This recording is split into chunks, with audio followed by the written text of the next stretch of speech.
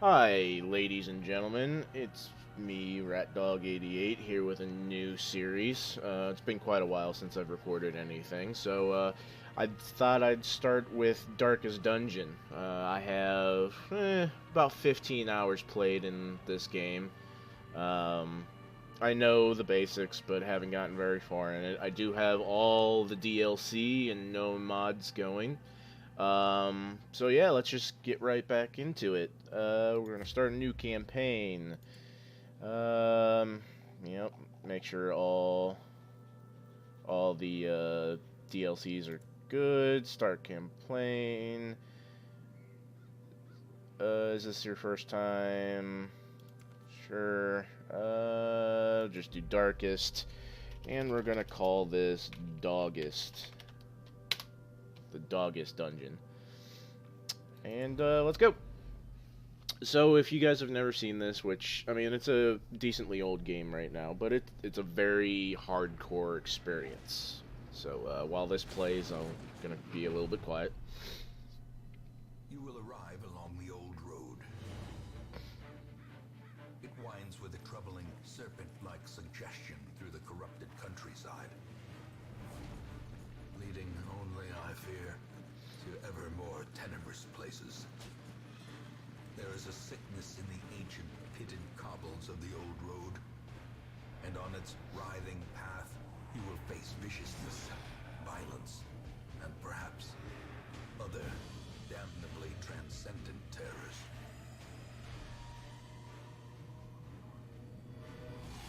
So steel yourself, and remember there can be no bravery without madness. The old road will take you to hell, but in that gaping abyss, we will find our redemption. So the basic premise of this story is your ancestor has this old manor, and he died in mysterious circumstances and leaves it to you. You then go and investigate. And while there are different areas of the manor that you unlock, both for your purposes and to investigate the area. Um,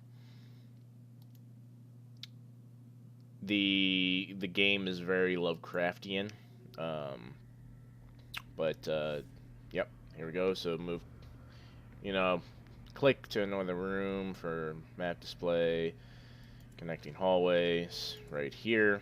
So move to this room. Boom. Brigands have run up these lanes. Keep to the side path. The hamlet is just ahead. Move forward. A back. So we're gonna move forward. Dispatch this thug in brutal fashion, that all may hear of your arrival. So turn-based combat. There's many classes. Every class has 4 abilities that they can use in battle. So the white dots at the top of the description are where you can use it from. The red dots are the row that it's going to attack. So he can use this ability in the first 3 rows to the first 2 opponents in the row. Here you can use it in the middle 2 rows, and then the line connecting the dots means it's an AoE attack and will attack all 3 of those. We're just going to open his vein, get him to bleed.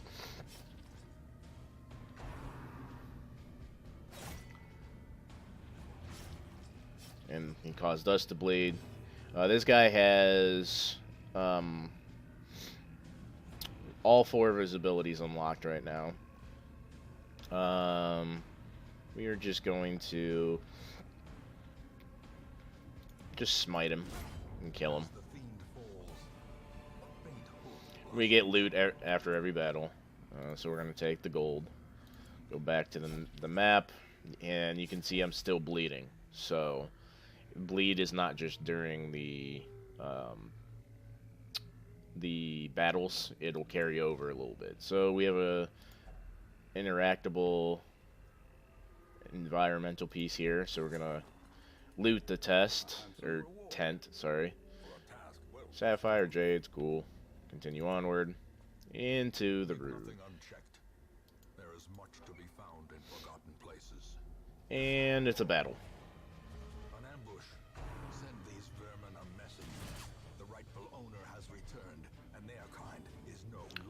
So we did get the last two abilities unlocked, but we're just gonna blanket shot. And this guy right here actually takes up 2 spots in the battle zone. So technically, he's 1, 2, and then this Fusilier is 3. So we're gonna. That's not good. And you see how that one, yeah, right there is supposed to hit the front 2. It only hits the one guy because he's, you know, two things. We're actually gonna buff him because he's actually taking a little bit of damage and don't want him to die if we can help it. That right there, the black and white, that's your madness bar, your stress bar. So if you get too high, you'll go into a madness state and you'll lose control of your actions, and some other negative stuff can happen. So we're gonna blanket shot again. Did get the debuff, that's good. And he's gonna do the same thing to us, and we resist. Fantastic. This guy does have right down there in his resistances, he does have a little bit to stun, while this guy has less to stun. So I don't think we're going to use Stunning Blow. I think we're just going to smite this guy. And he can not be hit for some reason. Our Highwayman got bled. And so did our Crusader. This is not a great start. Not a great start at all. Okay. Now our Highwayman's taking a decent amount of damage. Come on, hit him. Thank you. Thank you, thank you, thank you. Okay, good, good, good, good, good. He did debuff himself with that.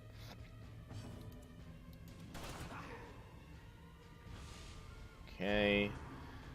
This is turning into a more serious fight than it probably should have. And this is Darkest Dungeon for you. You know. And you can see the accuracy base there. That's why I'm missing so much with this. Is an accuracy of 85, so... Okay, we got him.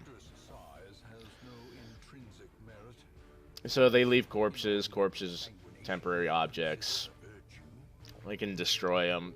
Some undead will actually come and basically raise themselves. Since we're not needing to AoE, I'm just going to pistol shot this guy and kill him. So we got food, which in dungeons you'll need to stave off hunger. We got deeds, gold, and portraits. The portraits and the deed are used to upgrade your manor, so that's good. Completed a quest, yep. Just click the crest. But before we do that, if it, you're gonna... Ah, there it is. Continue adventuring. We're gonna loot this chest. It's trapped. It's unfortunate. Blight. Nothing. Okay, so we're just gonna complete the quest and move on.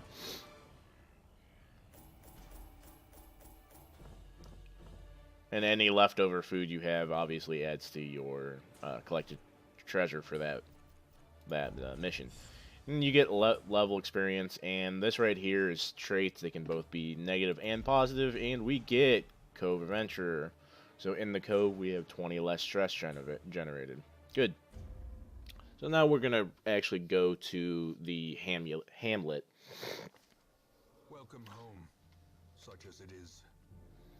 This squalid hamlet, these corrupted lands, they are yours now, and you are bound to them. So this is after you finish a quest or a mission, you'll get a activity log. So these are the quest goals throughout the run. Obviously, very, very big. Roster goals, you know, just general things you want to shoot for.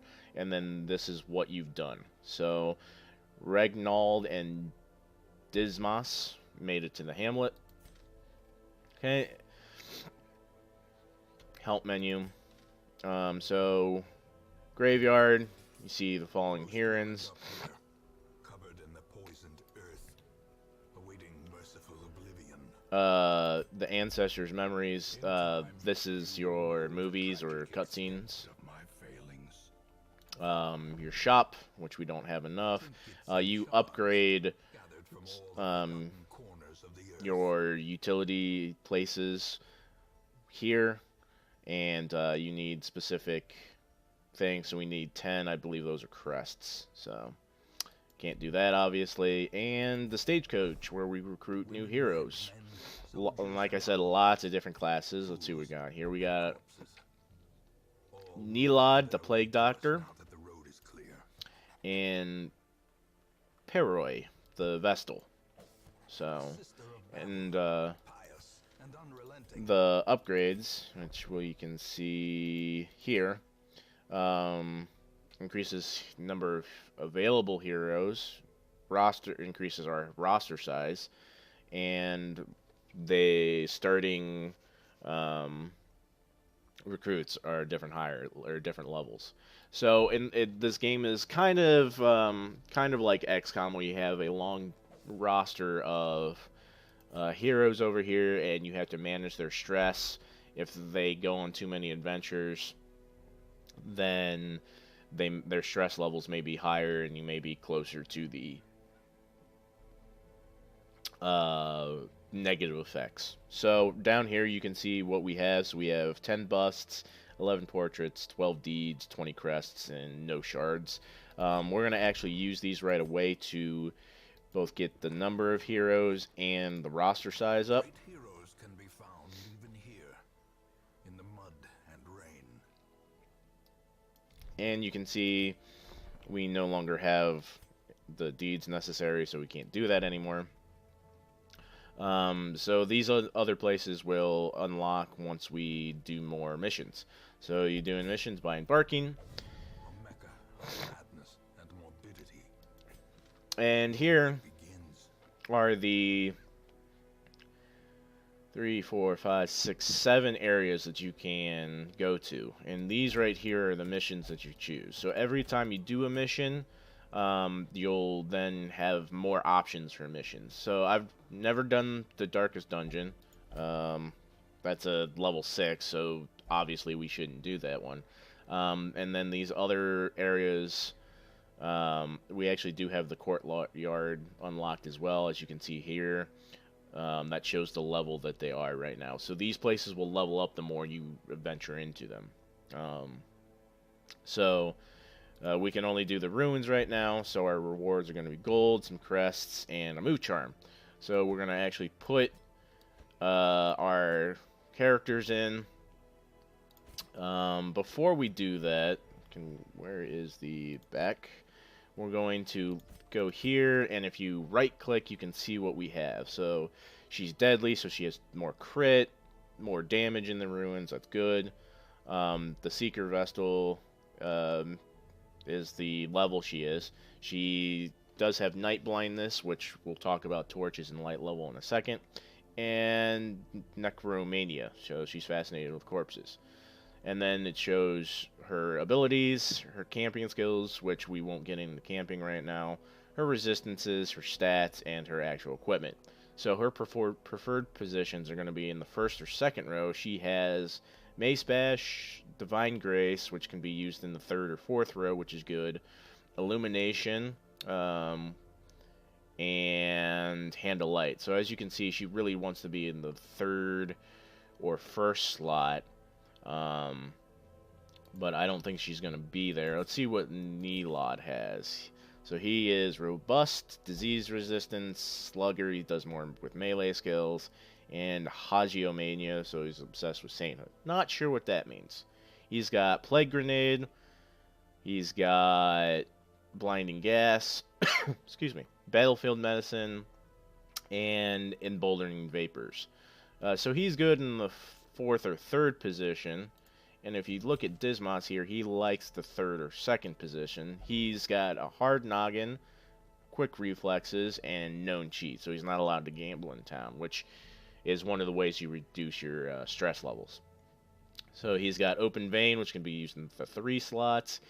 He's got tracking shot, grape shot blast, and pistol shot. So I was thinking about putting him in the 3rd slot, Nilad in the 4th slot, and Peroi in the 2nd slot, because she's better in the 2nd slot. So I think that's what I'm going to do. So we're going to have Nilad go there, Okay, and then we're going to provision. The cost of preparedness, measured now in gold. So you have to supply your journey. So these are all the inventory slots that you get for the run. And you know, we need food. We're getting a free holy water and a free anti-venom. So I always like to take one shovel just to be on the safe side. We'll get some food. Get enough for 2 rounds of food right now. Get some torches. Let's get 8 torches, and let's get some more food. There we are. Enough for 4. That's probably overkill, but I like to overkill this stuff. We get a bandage, a medicinal herb, and a skeleton key. And, yeah, that'll be good. So we're going to embark. So every area that you do missions in has different types of enemies that you'll face. So I think in the ruins, I think it's more bleed enemies and like those brigands that we faced before. So, excuse me. So this is what the actual map looks like. So we're gonna move to the first room, and we get what looks like a free torch. And speaking of torches, this light level. So, having light and not having light has different bonuses and negatives. So, having enough light, we get more dodge, we get better scouting, which means we can see what's in the hallways better, and monsters are surprised, which means we get the initiative. If you have negative light, I believe it's like more damage. And like I said, it's been a long time since I've played this game, so I don't really remember. There are reasons to do both negative light and positive light, especially in the early run. Part of the run you want to do more light, later runs you might want to do less light. So our mission is to scout 90% of the rooms, which just means to scout. So we're going to move on here, and nothing else of notice, so we're going to move into the next room. And we get a battle. So bone rabbles, they're surprised because of the light level. So there's the dim light, more stress, and the monsters can crit more. I think that's more monster crits. So the items that we got also can be used in battle. They all have different things that happen when they use them in battle. So we can grape shot both of them. We're going to do that. And these are unholy guys, so it does more damage than that does. No, that does more. 85, 85. We're just going to melee bash this guy, and she kills him. And that right there means she actually reduced some of her stress level, so that's good. No one's blighted or bled, so we're just gonna embolden vapors. And he's just gonna be a buffer basically until we unlock some of his other abilities, because these guys are just better in some of the other slots. We're just gonna smite him and kill him. Get some gold. And open the chest. So we can use these to drag into here and possibly get a better reward. So we're going to use the skeleton key. No effect. So that's unfortunate. We did get a free shovel and some crests and a little bit of food. So I'm thinking we're going to scout. We scouted because of our light level, so we have an obstacle and a battle. So we'll have to do those two things before we get to the next room. I am going to use the torch and move on. So, yep, if we didn't have a shovel here, we could still remove this. We'd just take a little bit of damage. We're going to clear the obstacle. And, yeah, our stress levels are getting pretty high. So we got Bone Soldier, Bone Rabble, and a Cultist Acolyte. These guys are annoying because they actually hurt your stress levels as well. Grape Shot. All get debuffed. Fantastic. And here we are. So because this guy is in the third slot, we can actually use some of these. So we can blight him or we can stun him. I think the stun's going to be good. He's got very little resistance to stun, so we'll stun him. Ah, he resisted. That's unfortunate. I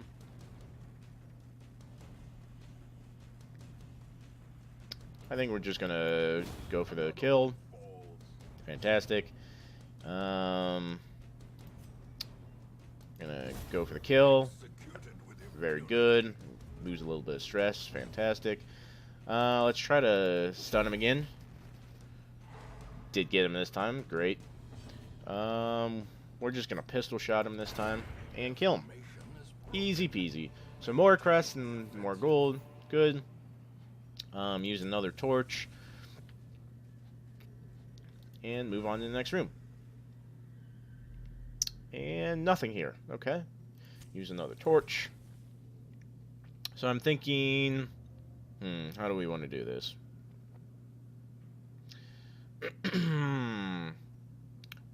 Probably skip this room and go that way. Or we could skip that room and go that way. Let's take this way. And we can always go back and take this, look at that room if we need to. So he did that because of his traits. So, and we didn't get any of that because he's greedy, I'm guessing. What's his? We didn't actually look at his. So he's a warrior of light, co-adventure, God-fearing, can only pray and for stress relief. That's going to be interesting. And klepto. So yeah, he's prone to stealing items. So if we can get rid of that trait, which we can later levels, that'll be good. Move on to the next room here. And a battle. Cultist Brawler. He bleeds, I believe. Soldier and the Acolyte again. She's getting really high in her stress levels. That's not good. Blinding Gas. Come on, stun him, stun him, stun him. Ah, come on.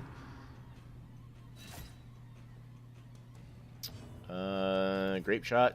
Get all of them.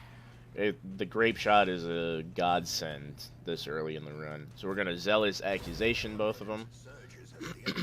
Kill the one.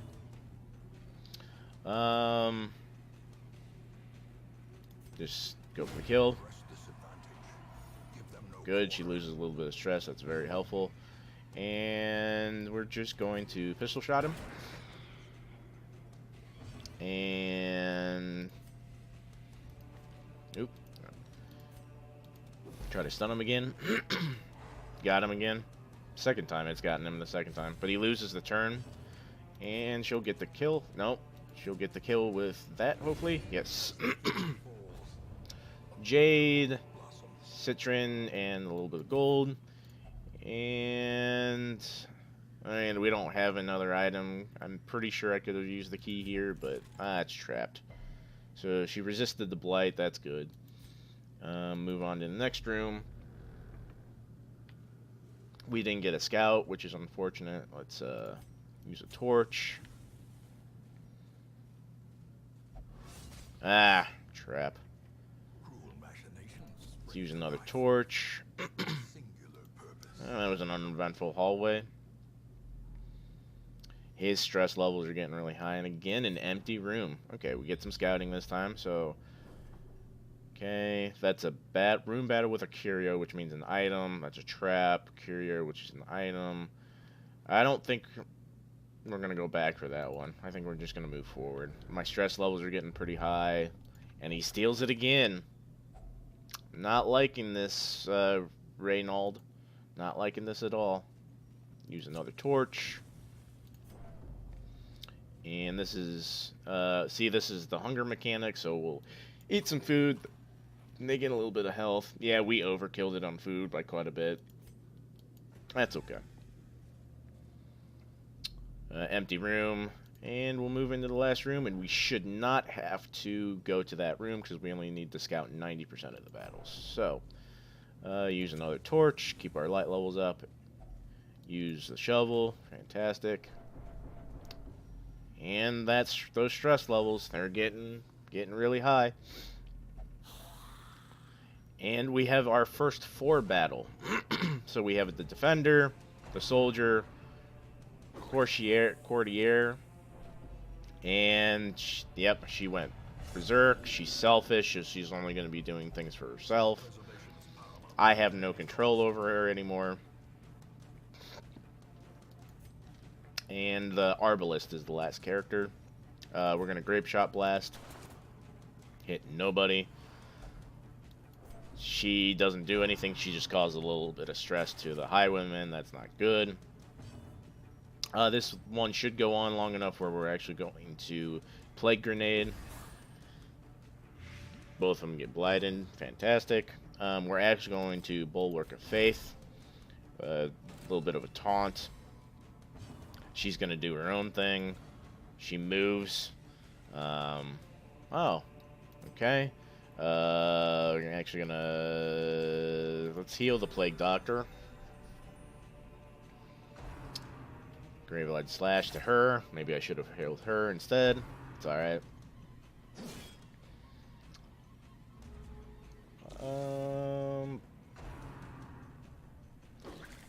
Yeah, she's gonna get more stressed. Gonna Plague Grenade again. It does stack. The Blight does actually stack, so that's good. He took a decent chunk of damage there. Yeah, she stresses everybody out. Gonna heal herself. And we're gonna Grape Shot Blast. The Courtier should die to the Blight, which is good. Okay, he might get... he got pushed back and stunned, so that's unfortunate. Good, attack my tank. Gonna Accusation. He's almost dead. He died to the Blight. He moves forward. He dies to the Blight. So that Plague Doctor really putting in work. We're going to Emboldening Vapors now because he doesn't really have anything else to do. She's going to just pass the turn. Take another decent chunk of damage. Going to Accusation, kill the one guy. And now all that's left is the Defender. She's going to cause even more stress. Dodge, good. He can't pistol shot, so what we're actually going to do is we're going to actually try to open his vein and kill him. Fantastic. Some gold and some emeralds. Completed the quest. We're going to continue adventuring for one moment. And open the chests. And we get 4 crests and a portrait. Okay. Not great, but, you know, not the worst. So we're going to complete the quest and see what the results are. So we did finish the quest. So we do get a little, since we overkilled the food, we do get a little bit of that back, which is good, but I did overkill that pretty badly. And most of the other stuff we didn't need, but got a whole bunch of crests. Whew, that is a lot of crests. And the Vestal gets to Apprentice level 1. They were actually level 0 when we hired them, so they are all level 1 now. She did get the Affliction, which does actually, there's a higher chance for negative traits. So Reynald gets Quick Draw, first round speed. Puroy gets Love Interest. Oh, she can only visit the brothel. Well then, on that note, we're going to return to the Hamlet, and we are actually going to, yep, the negative quirks, yep. Severe negative quirks, cost more to remove. This is a new mechanic, I believe, from when I played last. But we will go on our week 2 adventure in the next episode. I'm really looking forward to this this new playthrough. Really looking forward to being back recording videos. And yeah, hope you guys are going to enjoy the series as much as I will. And yeah, I will see you in the next one. Alright guys and gals, have a great day.